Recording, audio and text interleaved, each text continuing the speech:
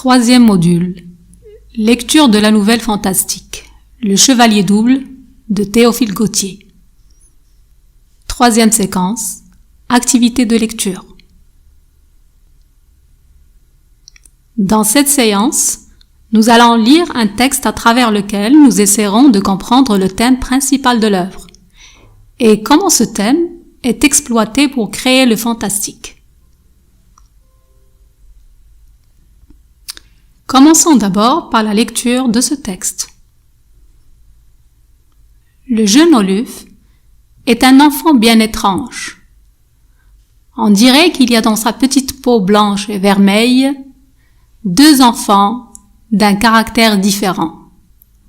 Un jour, il est bon comme un ange, un autre jour, il est méchant comme un diable. Il mord le sein de sa mère et déchire à coups d'angle le visage de sa gouvernante. Le vieux comte Lodbrog, souriant dans sa moustache grise, dit qu'Oluf fera un bon soldat et qu'il a l'humeur belliqueuse. Le fait est qu'Oluf est un petit drôle insupportable. Tantôt il pleure, tantôt il rit. Il est capricieux comme la lune, fantasque comme une femme. Il va, vient, s'arrête tout à coup, sans motif apparent. Abandonne ce qu'il avait entrepris et fait succéder à la turbulence la plus inquiète l'immobilité la plus absolue. Quoiqu'il soit seul, il paraît converser avec un interlocuteur invisible. Quand on lui demande la cause de toutes ces agitations, il dit que l'étoile rouge le tourmente. Oluf a bientôt 15 ans. Son caractère devient de plus en plus inexplicable. Sa physionomie, quoique parfaitement belle, est d'une expression embarrassante. Il est blond comme sa mère, avec tous les traits de la race du Nord, mais sous son front, blanc comme la neige que n'a rayé encore ni le patin du chasseur, ni maculé le pied de l'ours, et qui est bien le front de la race antique des Lodbrog, scintille entre deux paupières orangées, un œil aux longs cils noirs, un œil de jet, illuminé des fauves ardeurs de la passion italienne, un regard velouté, cruel et doucereux, comme celui du maître chanteur de Bohême.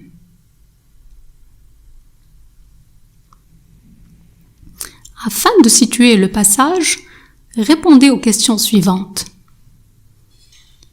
Edwige a-t-elle donné naissance à un garçon ou à une fille? Quel nom a-t-on donné au nouveau-né? Quelle anomalie Lemire a-t-il remarqué quand il a tiré l'horoscope de l'enfant? Quelle prédiction Lemire a-t-il faite?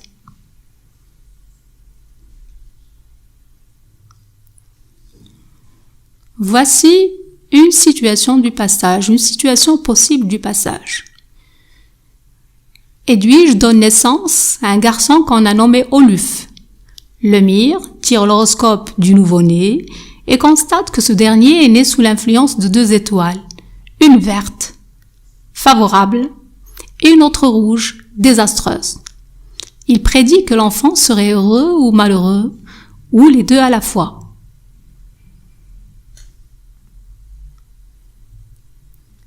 Nous passons maintenant à des questions de compréhension globale. Quel est le type de ce texte?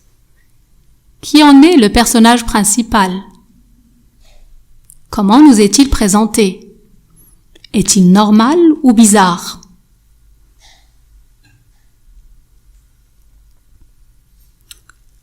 Le texte est à dominante descriptive.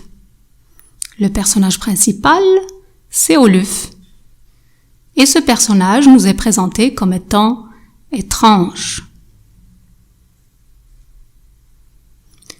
Pour analyser le texte, voici deux questions afin d'en faire une lecture plus détaillée. Dans le texte, on emploie beaucoup d'antonymes. Relevez-en quelques exemples. Que révèle-t-il? C'est-à-dire ces antonymes, qu'est-ce qu'ils révèlent sur le caractère du personnage?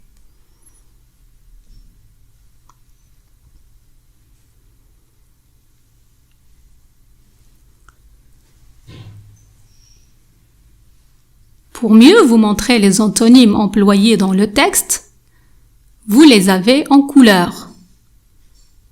Dans ce premier paragraphe, on a l'adjectif bon qui s'oppose à méchant, ange à diable. Dans ce deuxième paragraphe, vous avez le verbe pleurer, pleure, qui est le contraire de rire. Il rit. Vous avez également va, vient, qui exprime le mouvement, qui s'oppose au verbe s'arrêter, et la turbulence à l'immobilité. Dans ce dernier paragraphe, on oppose l'adjectif blond à noir, et G qui exprime aussi la noirceur. Vous avez aussi les deux adjectifs velouté et doucereux qui s'opposent à l'adjectif cruel.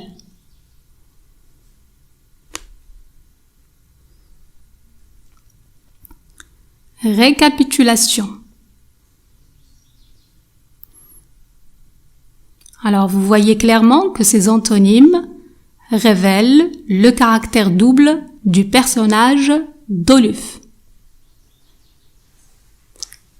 Vous avez dû remarquer que le choix des couleurs n'est pas arbitraire. Avec la couleur verte, on a mis en relief les mots qui montrent l'influence de l'étoile verte, l'étoile favorable, alors que le rouge souligne l'effet de l'étoile rouge, l'étoile désastreuse. Donc il y a un effet désastreux donc sur le personnage.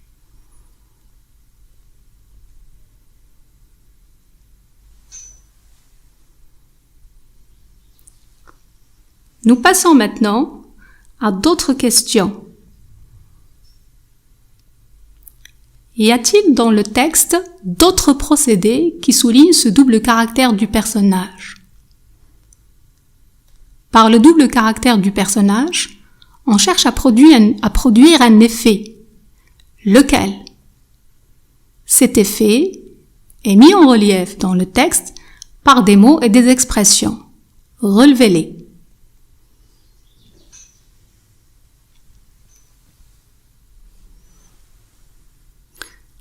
Dans le texte, la dualité est exprimée aussi par le champ lexical suivant.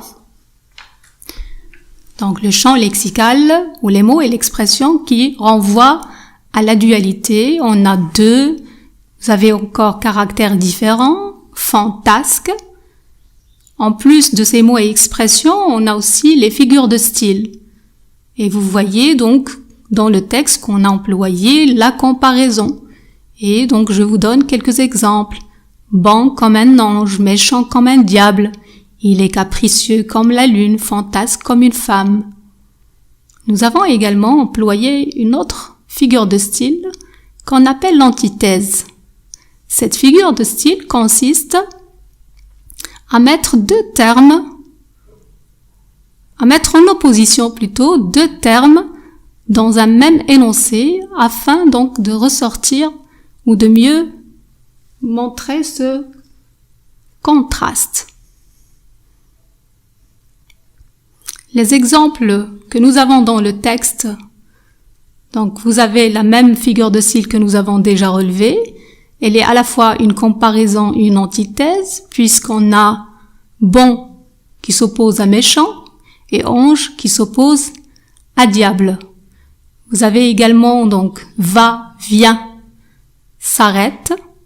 Il fait succéder à la turbulence la plus inquiète l'immobilité la plus absolue. L'opposition ici, c'est comme on l'a déjà vu avant, donc c'est entre turbulence et immobilité. Un regard velouté, cruel et doucereux. Donc velouté et doucereux, donc s'oppose à cruel. Par le double caractère du personnage mis en relief par tous les procédés que nous avons relevés, on cherche à produire un effet fantastique. Cet effet fantastique donc, est mis en relief aussi par des mots et des expressions comme étrange, inexplicable, interlocuteur invisible, l'étoile rouge, fantasque, paupières orangées, qui constituent le champ lexical du fantastique. Nous arrivons maintenant à la dernière étape qui consiste à dégager une synthèse de tout ce que nous avons dit jusqu'ici. La voici. Ce passage nous explique le titre de la nouvelle, Le Chevalier Double. On y découvre le personnage principal, Oluf, qui nous est décrit comme ayant un double caractère. Cette dualité du personnage semble avoir un effet funeste, aussi bien sur lui-même que sur son entourage, et fait ainsi d'Oluf un personnage fantastique. Merci pour votre attention et à bientôt.